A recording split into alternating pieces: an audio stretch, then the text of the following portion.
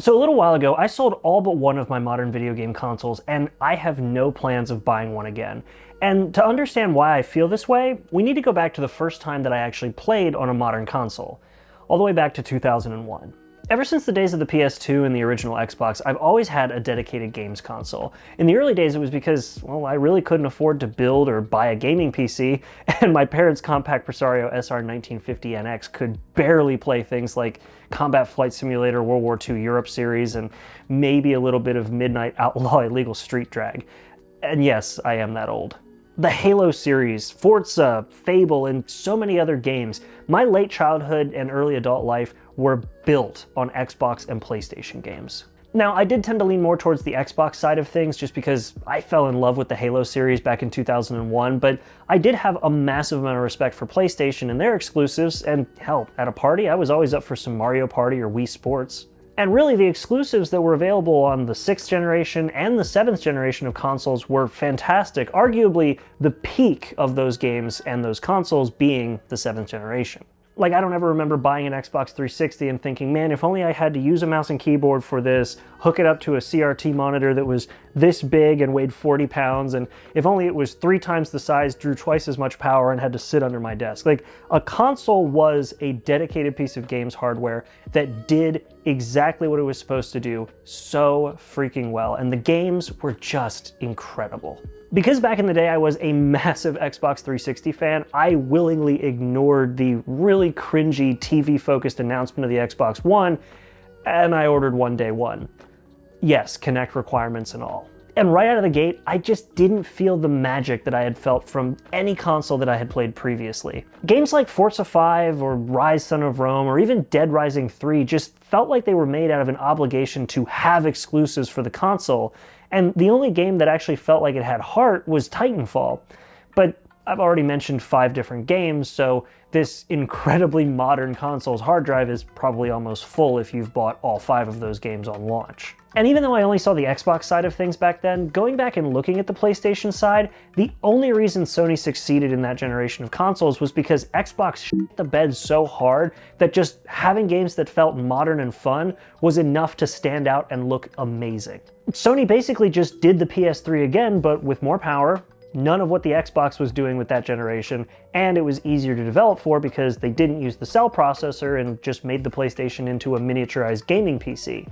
But we'll talk more about that part in a minute. I would argue that Sony only had the better exclusives that generation because Microsoft neglected theirs so much. They wanted to focus more on making the Xbox into a TV device that also happened to play games that somewhat resembled the games that you used to like on the Xbox 360. But these consoles just didn't have the same magic. They didn't feel the same, and frankly, they felt worse in a lot of ways despite claiming that they were more modern. As the 8th generation of consoles dragged on, Microsoft did what they could on the Xbox side to improve their gamer-focused image, but they still just couldn't quite recapture that magic. And with the launch of Game Pass and Sony launching PlayStation Plus, it was pretty clear at that point that corporatized gaming was looking to make games that were going to sell as a service instead of games that were going to sell consoles. And by the time the 9th generation of consoles rolled out, it was pretty clear that Microsoft was busy just buying a bunch of game companies to throw games at Game Pass, and Sony was too busy getting high off the smell of fanboy BO to realize that remasters, half-hearted sequels, and name recognition aren't enough to sell consoles. But now at this point you're probably wondering, okay, what does all of that have to do with me selling my Xbox Series X or my PS5? Well, you see, something happened during the tail end of the 8th generation of consoles that got improved on during the 9th generation of consoles. And that was the fact that a lot of these console exclusives, specifically the ones that I really cared about, got ported to the PC. I'm talking every Halo game except for that one. Forza, Spider-Man, God of War, Last of okay, well, bad example.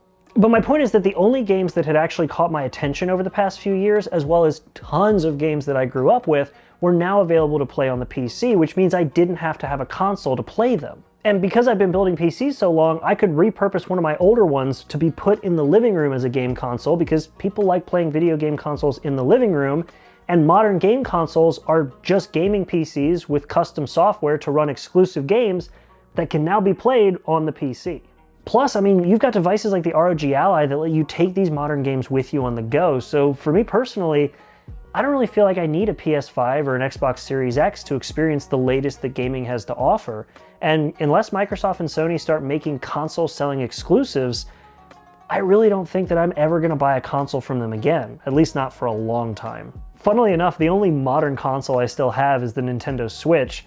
I guess it takes a toy company with a passion for making good, high-quality games and a legal team as vicious as Starving Lions to really understand that if you want to sell your hunk of plastic filled with electronics, you need to give people a reason to.